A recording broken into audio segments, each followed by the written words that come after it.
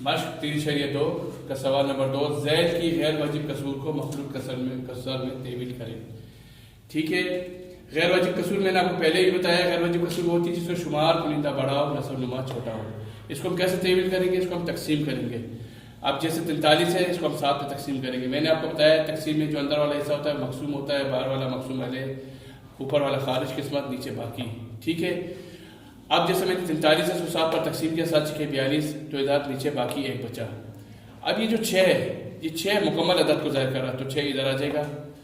ٹھیک ہے بیٹا، 1 جو ہے وہ آپ کا شمار کنندے کو ظاہر کر رہا ہے، وہ ادھر آ جائے گا۔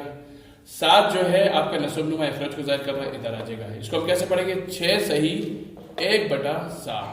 اسی طرح جو دوسرا سوال ہے اس کا 8واں حصہ جو ہے 86/5، اس کو جب میں نے 86 کو 5 پر تقسیم کیا، 5 کا 5، 8 میں سے 5 گیا 3، 6 کو اتارا، 5 7 35، 6 میں سے 5 گیا 1، 3 میں سے 3 گیا کچھ نہیں بچا۔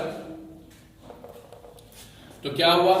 تو ادھر 17 جو ہے جو خارج قسمت ہے، وہ جب ہم اس کو مخلوط قسم میں لکھتے ہیں تو 17 جو ہے آپ کا مکمل ہے، ادھر آ جائے گا 17۔ 1 جو ہے اس کا جو باقی بچا ہے وہ اوپر آ جائے گا، شمار کنندہ جو کھلائے گا۔ اسی طرح 5 جو ہے اس کا نسب نما یا مخرج کھلائے گا، تو اس کو ہم پڑھیں گے 17 صحیح 1/5۔ ٹھیک ہے، تو بیٹا اس کے باقی جو سوالات ہیں جز 2 سے لے کر جز نمبر 7 تک وہ آپ لوگ کا ہوم ورک ہے۔ شکریہ۔